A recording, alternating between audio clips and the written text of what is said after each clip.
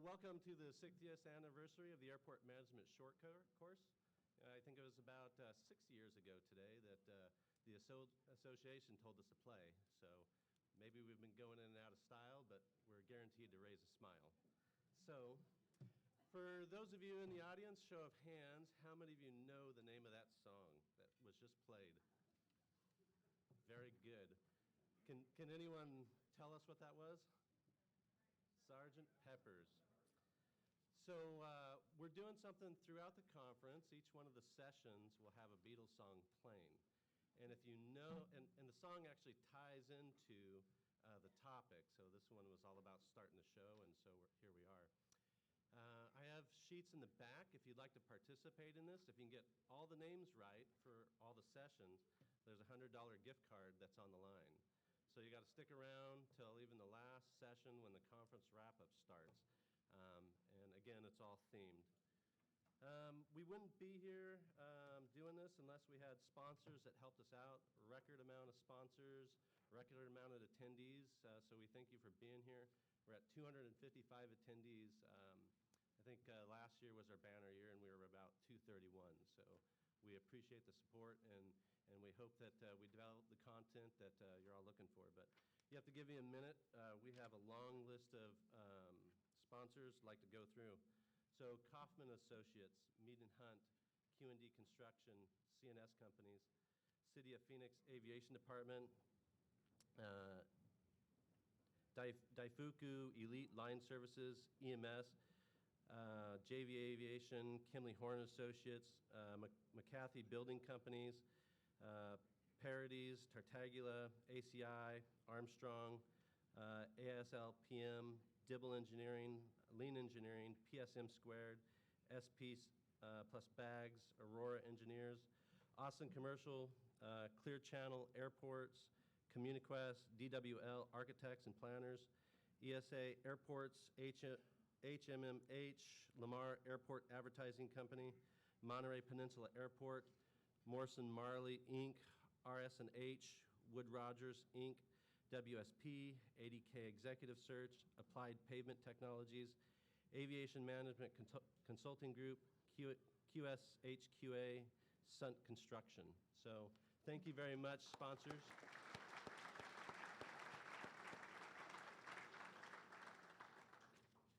With that, just so everyone's aware, I'm the MC today, so if you have questions about the conference, you can reach out to me. I'm also the conference chair, so we put on this shindig with the conference committee. Anyone in the conference committee, could you please stand for me real quick, that be recognized? Thank you very much.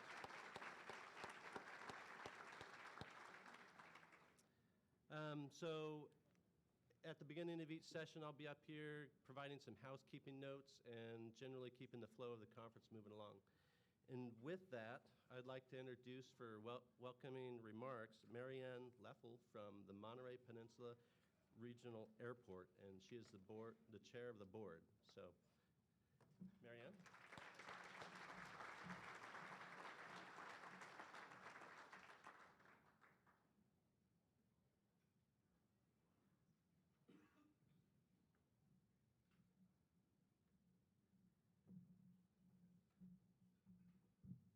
Waiting for me is like getting on a plane and then sitting at the gate.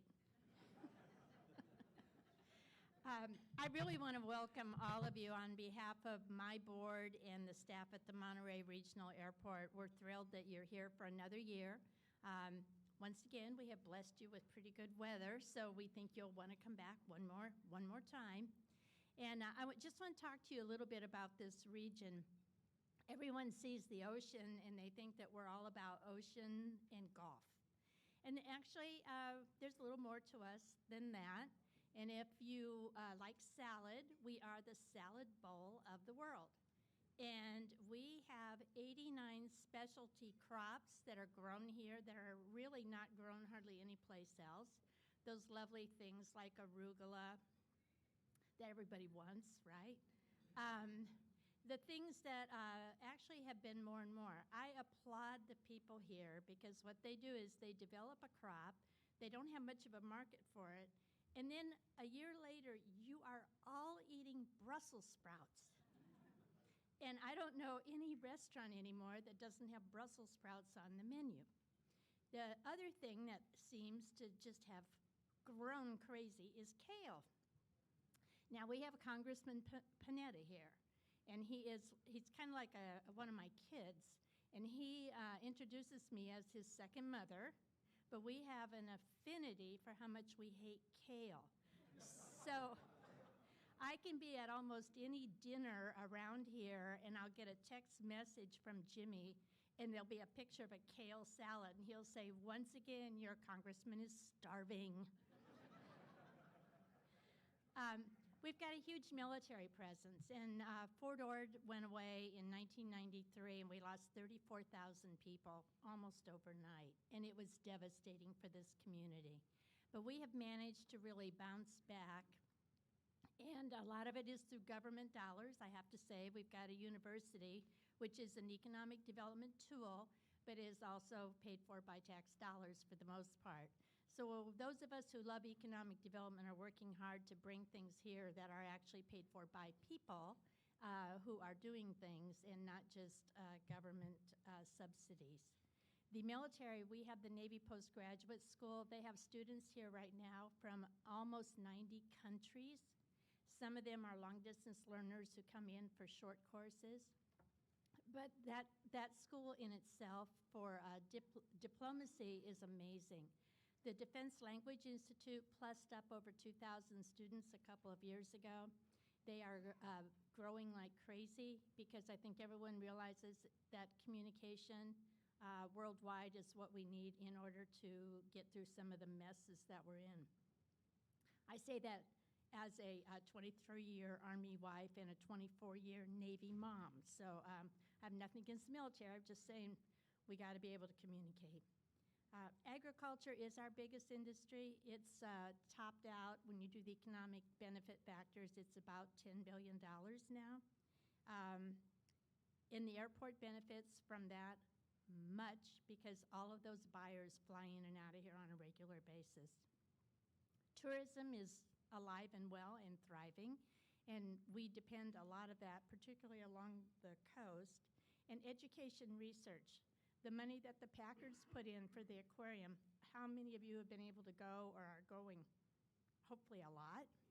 It is an amazing aquarium, and the money they put in there and the research that they do through that and through their nonprofits are magnanimous for this area and brings in world-class researchers.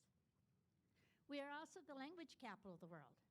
We have a small school. It started out as the Monterey Institute of International Studies. Now it is Middlebury out of Vermont. They came in and bought Monterey Institute and actually probably saved it from extinction. But what's really nice is that we've got a continual source of new language learners and new policy people. We have the Non-Proliferation Center of the Universe.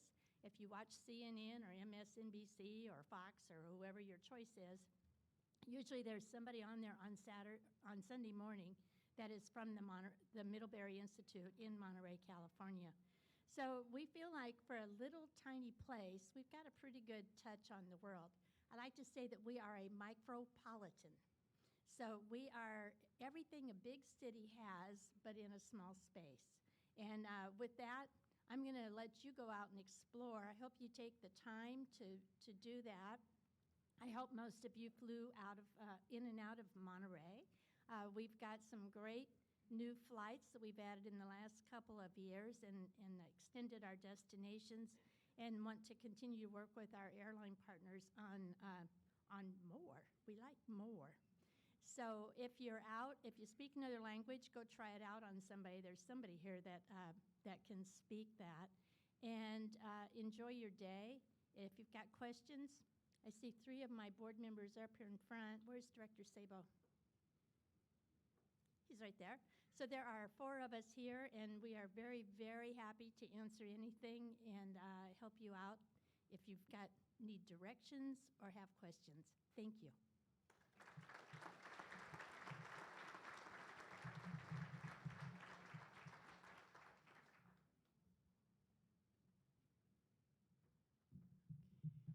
Thank you very much, Marianne. So good morning. How are y'all this morning? How many of you got to go to our welcome reception last night at Easy Streets? You have a good time? That's terrific. Awesome. I don't know who won the pool tournament. I'm sure we'll hear about that later. But good morning and welcome to the 60th Annual Airport Management Short Course hosted by the Southwest Chapter of AAAE, affectionately known as SWAAAE. So for those of you who this might be your first time, I'm not going to embarrass you, make you stand up or talk, but just raise your hand for me. How many first-timers we got? That's awesome. Well, SWAAAE welcomes you. Again, I'd like to thank Marianne and the beautiful city of Monterey. We have record attendance this year at over 250, as you heard from Brett, and I have a feeling the venue and the city have something to do with it, why we keep growing. So I'm always happy to come back here, and we love this venue. So, all right, real quick. You guys got to humor me. I have always wanted to do this. I'm going to do a selfie with 250 of my closest friends.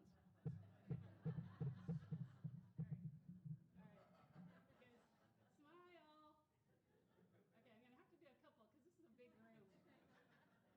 All right, over there. I got you guys over there. Okay, awesome. Thank you. Thank you for humoring me. I'm going to tag you on Facebook. So there you go. All right, so you already heard from Brett about all the fantastic sponsors that we have, 38 sponsors. And throughout the course of the conference, you're going to hear about that. And I just encourage you, if you have the opportunity to engage with our exhibitors and our sponsors, please thank them. We literally could not put on these conferences without their support. And it's largely our success as a chapter is due to their support throughout the year, not just at the conferences, but in the association as well. So please take the opportunity to thank them when you have that chance.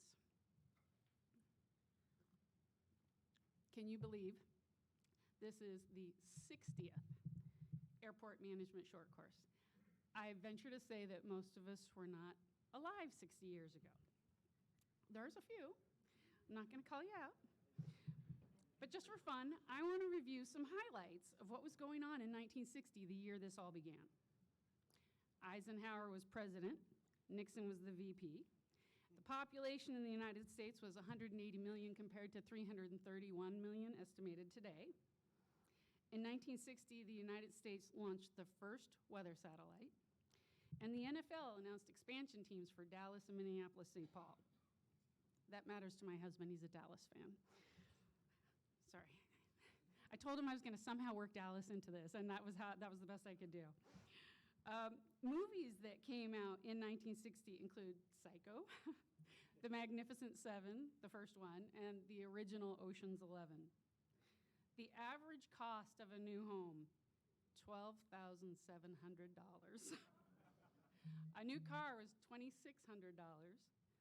A gallon of gas was 25 cents. And a first-class stamp was only 4 cents. Stamp, what's that? Snail mail. So what was happening in our region? Well, Sun City was established in my home state of Arizona. The first terminal building at Reno Airport was completed, and it was completed in time for the nearby Squaw Valley, California, to host the 1960 Winter Olympics. And this, I thought, was really cool. Hawaii is part of our region. They don't get to join us as often as they'd like, but they had a really cool aviation-related milestone. There was a new commercial aviation record for the largest number of passengers ever to fly a commercial flight, and it was a Pan Am and a Jet Clipper, and they landed in Honolulu from Portland, Oregon, with 151 passengers, and that was a new world record. Now, think about that. Today, you can't even hardly get on a 737 with fewer than 151 passengers. So things have really changed in the last 60 years, and I think that the theme for our conference this year is very fitting, especially for such a milestone for our association. Cleared for Success, a best practices approach to airport management excellence. We've gathered together subject matter experts from the four corners of the country, literally, Massachusetts, Florida, Washington, and of course our region here. And they're going to be here to share with you what they've learned to help them be successful so you can be too.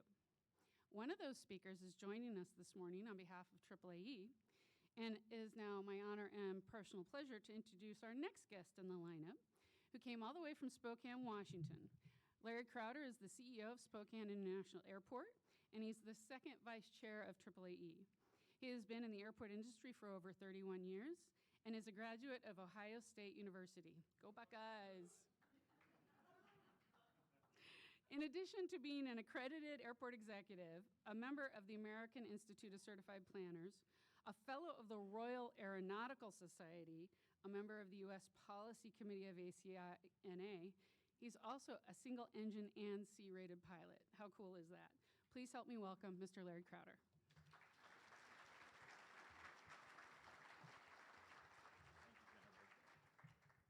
Good morning. Mary Ann, thank you for hosting us here in beautiful Monterey. When I was a much younger man and was at Fort Benning, Georgia, they said, hey, Krauter, get in this truck and go with these people, something about test scores. So I went in the truck like I was told, went with the people. I went to this nondescript building, and they had me listen to a bunch of foreign languages and asked me if I could understand what these people were saying, and I thought I didn't, but I must have done okay. And so they said, hey, would you like to go to the Defense Language Institute? And at the time, I was rather young and impetuous and said, I really want to get back to school. They never showed me pictures of Monterey. So had I seen the postcard, I probably would have changed directions. But thank you for being such a wonderful host. Thank you for the good work that you do in the community. Anyone that's serving on an airport board these days is dealing with a lot of complex issues. And as our partners, as airport executives, we are always pleased to have engaged board members working on our behalf in the community. So thank you so much again for hosting us and for operating a very top-notch airport with top-notch staff. I also just want to say thank you to the Southwest chapter. As you know, I have been on the executive committee just a little over a year now, and it is because of your support that I am here as a member of the executive committee, and this is the first opportunity that I've really had, although I've been able to thank the chapter officers. It's the first time I've had to thank the chapter members for your support. It's very meaningful to me, very humbling to me, and I can tell you, you are my adopted chapter, and I will continue to represent your interests on the EC to the best of my abilities. So I humbly thank you for that support, and great to be here today. I also want to say good morning and thank you to the students that are here. I think it's really important that you're here. I'm happy that you're here. We have a topic in this session today and throughout the next 2 days about leadership. And it is very important to recognize our future leaders and to make sure that we are doing the things that we need to do to encourage you to pursue your careers in airport management, aviation management, to encourage you to step forward into what I believe is, frankly, the most intellectually challenging profession in public service today. So I'm excited that you're here, and I want to just say a special welcome to you and just added encouragement. The Executive Committee has been working on the topic of leadership, as you may have heard from our current chair, Tori Richardson. He is putting together a leadership task force, and there are chapter representatives from SWAAAE on that leadership task force, as well as the other chapters. And that task force will be ultimately led by a past chair of AAAE, Jim Elwood. And I am very, very excited about the work of this task force, because we all need to be thinking about how we are going to provide and nurture and encourage and make ready the future leaders that need to step forward into AAAE, into the chapters, and also into the state associations as well. It's incredibly important that we think about that and become much more intentional about developing our future leaders. I would also point out that we also put our money where our mouth was with regard to leadership. At the Aviation Issues Conference and at the AAAE board meeting, the EC was very pleased to be able to present checks to each chapter in the amount of $25,000 for that chapter scholarship fund. So we are really not just talking about it, we are being very intentional and making sure that we are encouraging the development of our future leaders. And remember that, 25,000 more in the chapter scholarship funds for you students that are here today. So we want to make sure that we encourage that and again, be very intentional with regard to leadership development across our chapters. The last thing I want to say before I finish my comments is that we need to be very vigilant. I was faced with a significant choice to either come here and be with my SWAAAE friends or be fighting it out with legislators in Olympia. This is, I can tell you, a far better choice to be here with my SWAAAE friends. But seriously, the legislative arena is something that is very important for us to be active in. We only have ourselves to blame if things happen to us as an industry that are unacceptable. So I would just encourage you to make sure that you are renewing your effort and commitment to be active both at the local, state, and national level with your legislators. They face an incredibly daunting task at every level. There is too much to do and not enough time to do it, and their attention is really spread out across an incredible variety of demands. And so it is up to us as the professionals to educate them and to advocate for the things that are important to us, whether that's preserving situations or modifying situations or introducing new situations to those legislators. So again, one of the things that you will continue to hear from us as your leaders in AAAE is the importance of legislative advocacy and education. We have some opportunities coming up at the national level to renew conversations around infrastructure. We are anticipating the release of at least a very high-level infrastructure talking points and vision statement from the House leadership, and we're very excited about that. Some of you may recall that just little less than a year ago, I had the privilege to testify in front of the House Transportation and Infrastructure Committee twice, both in February last year and in March, to advocate for the need for an increase in the passenger facility charge. That continues to be a very high priority, should be a high priority for all of us in this room, as well as continuing to see not only sustainable funding of AIP, but also continued supplemental funding of AIP. So please get out there, help your legislators understand what's important at the local level, at the state level, and at the federal level. And I assure you, if we are all working together with regard to those initiatives, we will continue to be successful. So again, thank you for inviting me. I'm really looking forward to talking with you during the course of the conference here, and always available to help in any way my adopted chapter. Thanks again.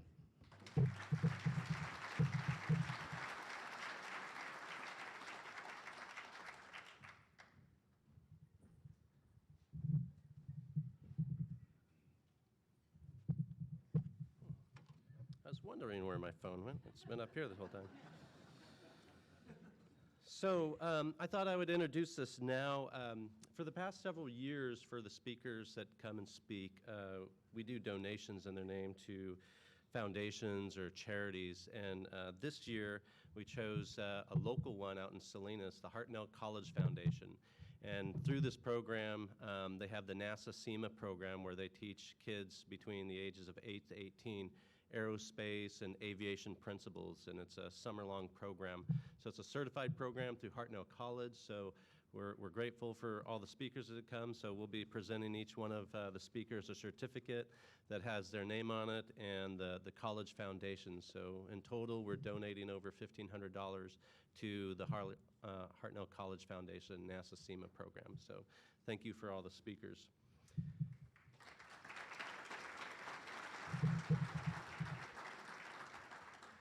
I do have the pleasure to introduce our keynote speaker. We're very excited for this. I'm introducing Janet Lamkin, President of California for United Airlines.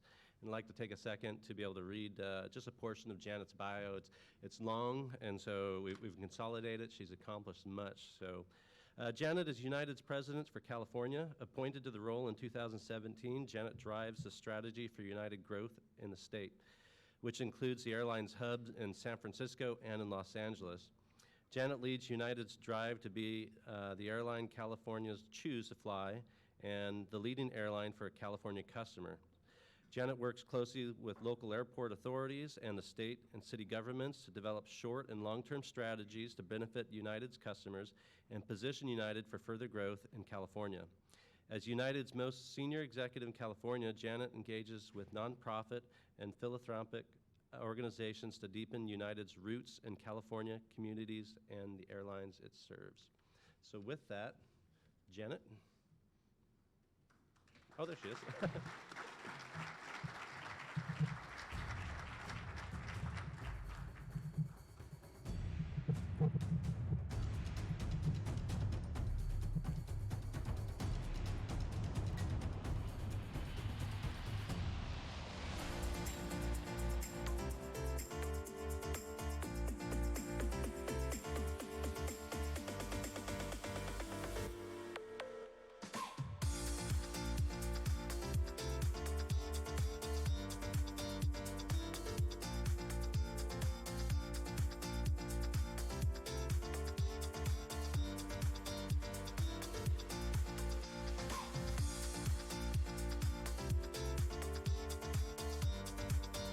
United has stepped up, as no other American airline has.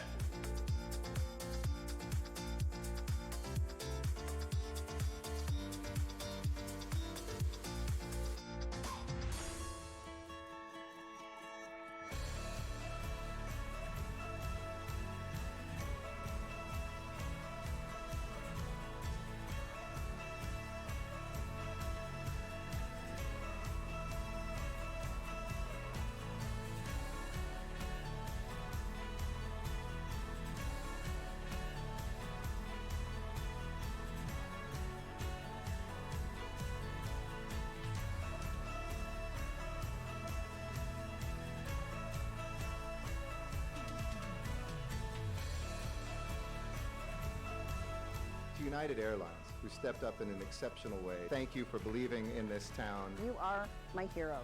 It is our honor to be here for you. California's global airline.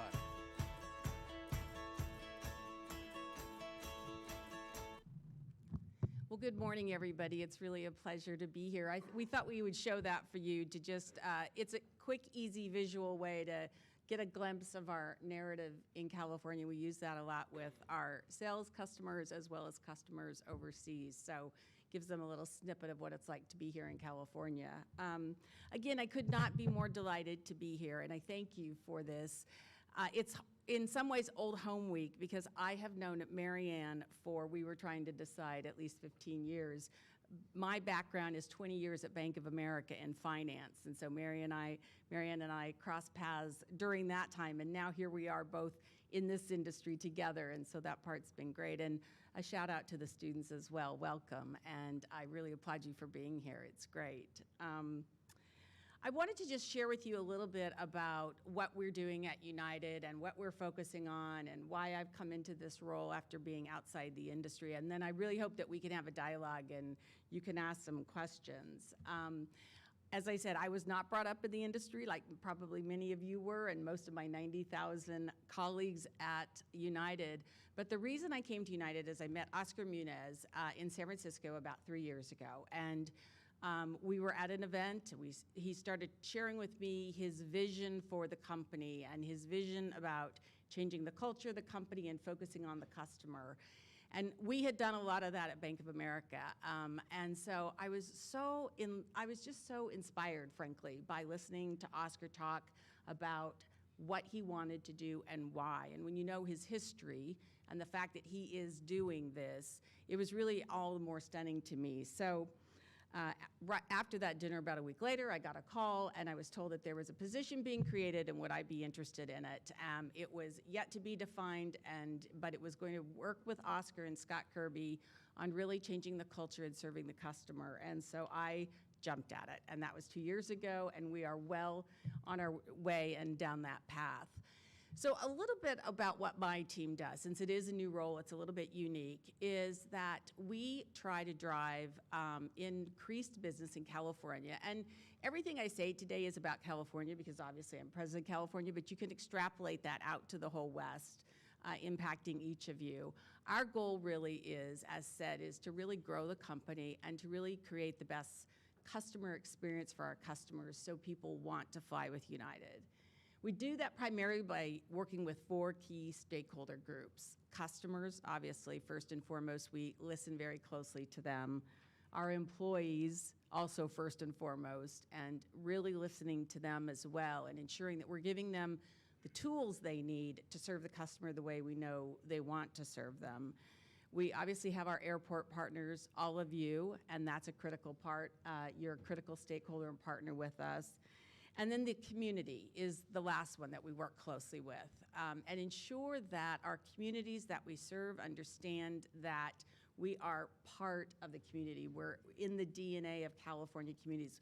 We've been here 90 years in California, and we are part of the fabric of this state. And I think our growth, and I know our growth, is critical to the growth of California. So I wanted to talk a little bit about what we're doing here in California, because it's an incredibly important part of United's strategy as a whole in the Western United States. And though most people know that we fly to 2 hubs here in California, SFO and LAX, what many people don't always know is that we also fly to 19 airports across the state of California. Some of these airports like Eureka, Redding, and Stockton have very limited commercial service. And so we know how important these links are to build a strong economy in these regions and connecting them to other parts of the world.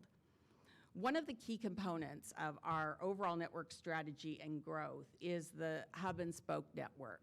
And I'll repeat an analogy that Scott Kirby, our current president and next CEO, often has made that I think really illustrates this point and the importance of this strategy. Every flight we add between one hub and spoke supports every other flight from that hub. For example, when we add a flight from LAX to, say, Redding, there may only be one person on that flight wanting to go to Tokyo and 2 people wanting to go to Washington, D.C., but all those ones and those 2s connecting from Redding to the rest of the country and the world eventually create enough demand that we can add another flight to LAX. So conversely, in the flight from Sydney to LAX, there may only be 1 or 2 people going to Redding, 3 going to Sacramento, 1 going to Fresno, and 4 going to Bakersfield. But collectively, these small groups of 2s and 3s make up enough volume where we can add an additional flight to, say, LAX Tokyo, which we are doing in March of this year. So it's a virtuous cycle that as we grow our footprints in the smaller communities, it enables further growth across our entire network. The fact is that we didn't have this robust intra-California network for many, many years, unfortunately. We were growing our hubs in LAX and SFO, just the business strategy that was decided.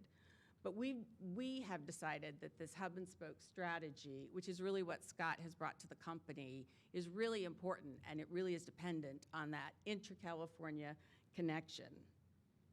As we continue to grow at the regional airports across the state, we are happy to say that we are continuing to look at more. We just launched Stockton to LAX, which I'm very proud of. I grew up in Stockton, know the importance of that airport having service. And we would not be able to make that connection if it hadn't been for the great work of the regional airport and the business community to support it.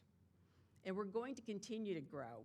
We are just now announcing service from Santa Maria, California in June of this year to our 3 hubs in the Western United States, San Francisco, Los Angeles, and Denver. That is our 20th destination within California, so we like to say 20 and 20. And we're very excited about the service that will bring to that community in Vandenberg Air Force Base, which is really critical. So United's growing footprint in all corners of the states is also really a demonstration of our commitment to the economic development of the state. As I said, it's really critically important, I believe, that these small communities get connected to the rest of the world. And we've spent time in Sacramento and with legislators, making sure that they understand that this network supporting the intra-communities is important, particularly in the central region, to the economic development, and that anything they can do to support it is really helpful. As I mentioned also, one of the big focuses of my team is customer service, so I thought I would spend a little bit of time talking with you about what we're doing on the customer service front. First of all, it is central to every single thing we do, and it is critical that we listen to our customers carefully about what they need. Customer service really is going to be, I think in the future, the differentiator for all of us between all of the airlines and airport partners. It's the excellence in execution on customer service that will really differentiate. So we've made substantial investments in some customer-facing initiatives that are designed to improve the overall experience. And one of them that has recently been unveiled and I'm really excited about is called our Connection Saver tool. Some of you may have heard about it already, but it's a tool that we developed in-house, which puts critical information about connecting passengers in the hands of our frontline customer service agents, who are often very busy, as you know, with a multitude of responsibilities and doing what they can to get the flight out on time and running smoothly. The Connection Saver is an algorithm that looks at the unique makeup of the customers on that particular flight and makes some recommendations to the gate agent about what they can hold for each flight for connecting customers. And it takes into consideration the impact the hold would have on the flight's arrival time at the final destination, the itineraries of the other customers on the flight, crew duty time, and overall airport operations. The Connection Saver tool is especially important to our customers who are originating in or bound for a Spoke airport and making connections through one of our major hubs. Not only does it facilitate better connections and help improve the overall customer experience, but it also reduces the chances of missing their flight and having hours of delay, which we all know does not have a good customer service outcome. We're really happy to say that since this was introduced, it has saved over 100,000 connections for our customers with no impact on delays. So we're very excited about that tool. These are our customers, but obviously these are your customers as well. And so customers that might be starting their trip in Redding or Palm Springs or even here in Monterey and maybe making a connection to SFO or LAX to visit the family in the Midwest or to attend that very important business meeting on the East Coast, this tool will help our customers have that seamless experience that they deserve and desire. Additionally, we've made other investments in our app, and we will continue to be the leader in investing in our app. We also have been working to integrate maps and step-by-step instructions for customers, making tight connections at our airports. I don't know if any of you have experienced it or had the pleasure of using it yet, but it tells you exactly where your next gate is, how long it will take you to get there. And we're very excited about that as well. And I have to just share a quick story. I was visiting one of our customers, a tech company, on Thursday, really extraordinary company, and all they could talk about how great our app was. And I thought that was the highest praise we could get coming from a tech company. So we will continue to use the app and technology really to drive the customer experience. One of the other focuses within the customer service piece that we're very focused on is millennials. They are the future traveler, they are the current traveler, and they have different travel needs and expectations. And we've actually created a millennial cohort that we meet with various times in San Francisco and LA. We change it up, and we just listen to them and what their expectations and desires are. And I will tell you, they know more about our airline and schedule than we do. They are students of how to get to where they want to get to in the best possible way and the most seamless way. I think after having had many of these conversations, my thought process around millennials now is it's not an age group, it's a state of mind. They want no friction at all. So we've listened a lot to them. We brought a group of them back to Chicago where they were able to visit our NOC. They met with Scott and Oscar and just heard their feedback. And I think it's really important for all of us to make sure that we are very focused on the needs of that segment of our customer base. Obviously, working with airports is so critical to our business and one of the best parts of our business, I must say. And having worked with several as we've expanded these routes, it's been really a pleasure to see the coming together of the business community, the airport authority, and us to try to understand how we can best serve that community. And oftentimes, network planning is the key voice of that operation. But I will share with you that internally, it's actually a very cohesive group and a multidisciplinary group that will make that decision. So anytime you have thoughts around it, my team and I are at your disposal and ready to talk with you about anything. And that's one of the things that our role is really focusing on. And almost every big company, there's a lot of verticals, and my goal is to be the integrator. So really talking with network planning, talking with our sales team, and talking with you to figure out what's the best use of all of our planes and routes and how can we serve California and the broader West in the best way possible. I think maybe now I just would like to open it up for dialogue and questions. There's a lot of other things we're obviously working on, a lot of other projects that are underway that I'd be more than happy to talk with you about. I will tell you that we are, as we step back and just look about the future of the industry, we could not be more excited about what's ahead for our industry. Many other industries are wanting to get into travel. Travel is aspirational and it's inspirational, and we all are fortunate enough to be in it. And so we're trying to think very far ahead about 5 years, 10 years. What does the experience need to be? What do customers need beyond just the end-to-end flight? What else can we add to that whole equation that enhances their experience? So those are some of the things we're engaged in, and maybe we can just open it up for questions or dialogue.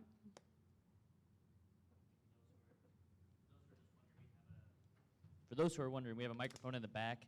We need you to ask all the questions through the microphone so I can go into our live stream so those who are watching online can hear your question.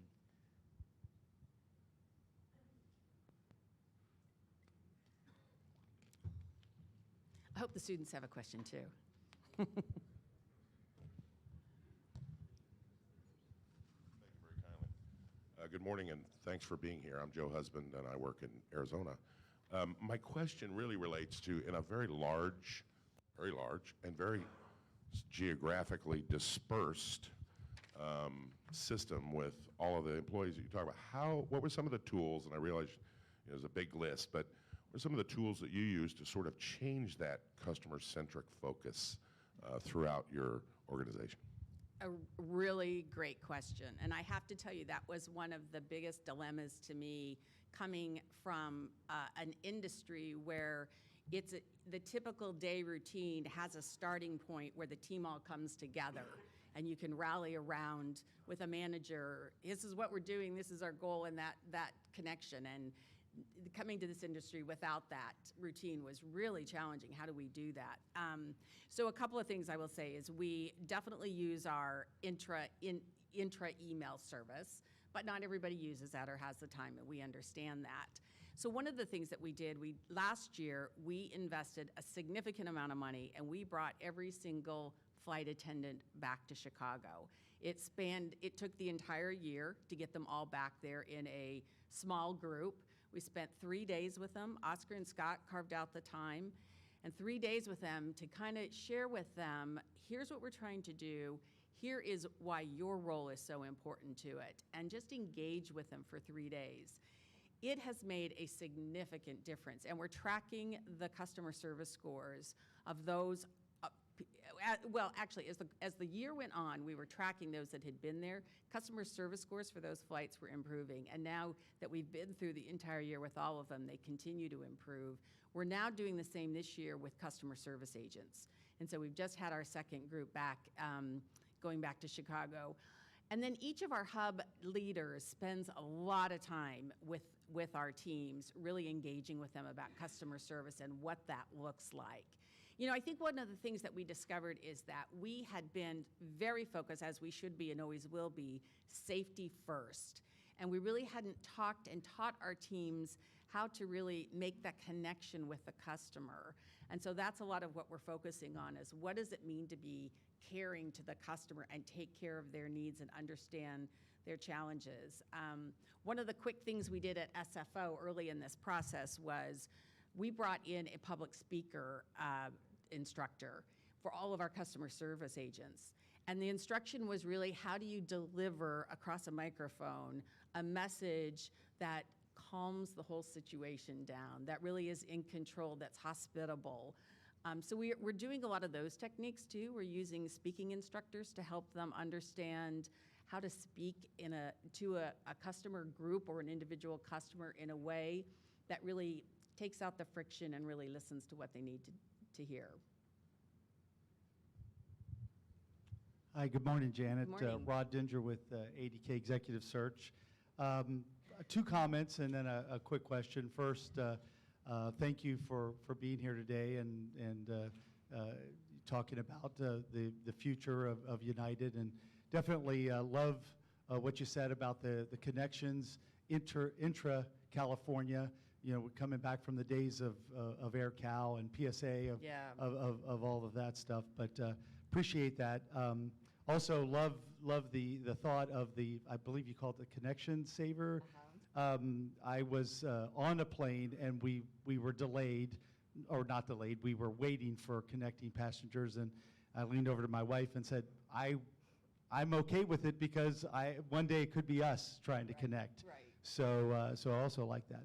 So my question has to be with change fees. I've heard rumors that I believe Delta might be, or your competitor Delta, may be looking at modifying the change fee rules, which would be beneficial for many passengers. I've been at that end too, where something happens, and so maybe you could talk about what you think about that and United's plans for that. Sure. Well, I can't really share with you our plans for it, but we do know what Delta has said, and I can tell you that we are working very hard on ensuring that we are creating the best customer service too. So that's really all I can say at this point, but more to come. I can tell you that. And I am deeply involved in that work. I feel passionately about the whole customer service experience and how you bring value to a customer. So I'm sorry to have to defer like that, but more to come. Hi. So I want to ask something that's near and dear my heart. I work at a GA airport that provides a lot of flight training, and I'm curious, how is the ongoing pilot shortage affecting United, and how are you planning in the future to maybe mitigate this as time goes on? It doesn't now, but as I said, we're planning and we see what's on the horizon. So we are developing training ourselves to ensure that we can build that pipeline of trained pilots and make sure that we have the resource of it. We also, this feels a little bit far afield, but I think it's still part of the same issue, are investing in STEM education and ensuring that students have the right educational tools and think about this industry as a way that they might go in their career path. So we're trying to look at it very holistically and as far as we can and develop our own training to help make sure that we can get through the challenges of it.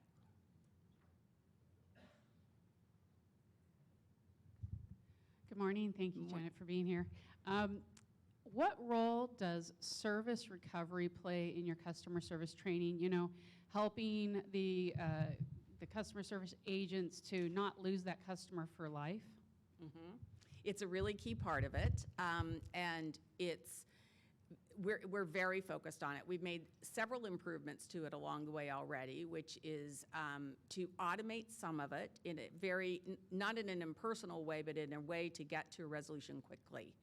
For some of those that are just repeat and it's just kind of repeat instances, we can get those done quickly so that our customer service agents can actually spend time with those that have a more complex situation and need more attention. So it's very critical to us because I believe one of the biggest pain points with customers is when they have a problem and they have to resolve it, if we're not easy to do business with at that point, there is nothing more frustrating. You've had the frustration that you first experienced, and now you have the frustration of trying to get a recovery. So I will tell you that the person that runs that for us also came from finance, working customer experience. He's extremely skilled in this arena, and he brings a wealth of experience that he is already applying to that.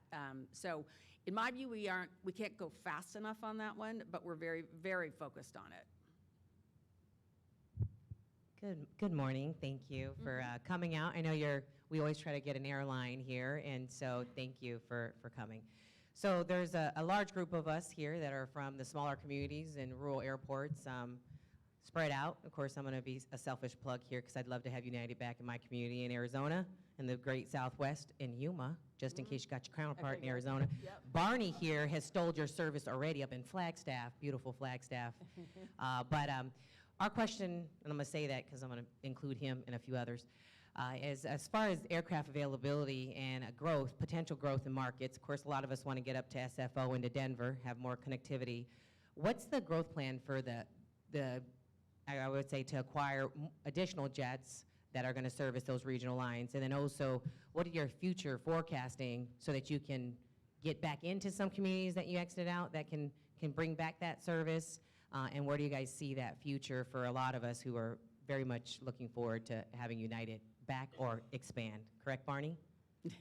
All right. Thank you again for joining us. Well, I can tell you that is our goal too, is to get into additional locations, and particularly the smaller locations, to feed into Denver and San Francisco. Denver's been a huge success for us, tremendous growth, and that's somewhat because of that feeder that we're getting from the smaller communities, and this would be the same. So it is a constant conversation internally about where else can we be and how can we serve them. On the flight front, as you may know, we purchased the CRJs, and they are phenomenal. They're a huge success. Right now, they're mostly in the Midwest. We're working to get them to the West Coast as well. But they have really created a great travel experience and really enabled us to go into those smaller markets more easily.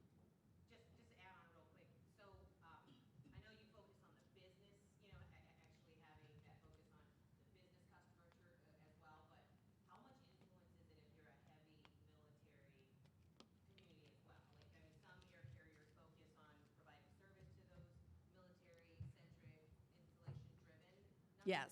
So Santa Maria is an example of that. Santa Maria is not a business location. Vandenberg Air Force Base is there. And so that decision was very much made about serving Vandenberg Air Force Base. So it's very much a consideration. Yeah. Good morning. Thank you again for coming out. It's very exciting to see the innovations you're doing to the brand, but are there limits then of what you can do when your network is being your network services are being provided by contract, ground support, contract, above wing services, and then capacity purchase agreements for the actual flight? I would say it's all part of the equation of making the business work. So I wouldn't say there's limitations, but ensuring that we've got the supply and the capacity to do what the network team wants to do is part of the complexity, as you know, running this type of an industry. And so we focus very much on that to ensure that we are able to deliver what the growth plans are. And so that's what Scott is very focused on particularly. Good morning. My name is Ken Moen. I'm with the Carson City Airport, but also with the Nevada Airports Association.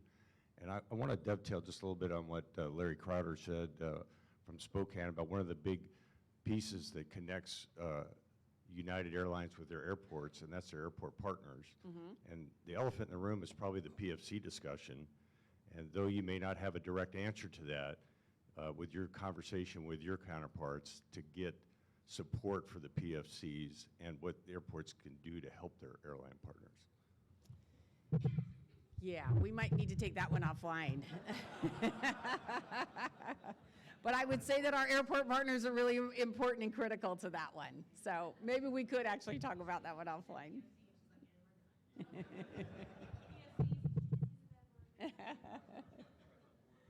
Thank you, Janet. Carl Miller from Monterey Regional Airport. I'm not seeing you. Where are you? Oh, right there over we are. here. Yes, of course, yes. Thank you for coming out today. Just a couple questions. One, years ago when I first got on our board, we saw the merging of airlines. Are we done with that, or do you see anything more? And then the second question I have is for regional airports like ours and many in the room, what is it that you really look for when you're considering adding service? What can get us over that hump to get you interested in our airport? On the merger front, I would say that I don't think the industry is finished with that at all, and so I think there are some opportunities there. I don't see anything happening in the near future, honestly, because I do think with everybody's, each of the different airlines' goals for 2020, it's to charge ahead, and I don't see it in the short term, but we do see possibilities in the long term that could happen within the industry. So I guess that's as broad as I could say without being too much proprietary information. But I think, consolidation, the key there is, ensuring obviously that you can deliver the right customer experience and that you are finding the efficiencies and making that combination work. And obviously that's never easy. So I think that's what has prevented anything, frankly, from happening to date. As far as your second piece of your question, we are, everyone in this room that we've worked with has been tremendous in having a dialogue with us about what would it take for us to be able to start a service there or to increase the service there. And that's really a goal of ours as well. Eureka started out with one, and now we've got 2 flights to Eureka to LA. And so I think the goal is just ensuring that there is a partnership about awareness and that the business community and leisure community are well aware of it, and a constant effort to continue to massage that support. That's the key. At the end of the day, we're not going to stop a flight that's profitable, and we can't run flights that aren't profitable. So it just really depends on, is the demand there? And the demand there really is created more locally, and we very much want to partner on and building that awareness and that demand. If I could just a real quick follow-up on that, do you really look at load factors, or is it the profitability? Because it's both. It is both. Yeah, it's definitely both. Okay, way back here in the corner. Yep. So I was interested in your comments about the millennials, and I know that I've got 2 millennials in my immediate family, and my question is, how do you go after creating their loyalty towards your airline when they seem to be so sensitive to price? You've got the Frontiers, you've got the Southwests. How do you go about creating that loyalty when they're really looking at the price at that stage? Good question. So we really segmented the customer base and thought about not every customer is the same, not every customer wants the same. So what we believe we offer is an option for each customer according to their preferences. So our basic economy really was meant to compete with Spirit on the price, et cetera. And we continue to really think that through and make sure that we have those options.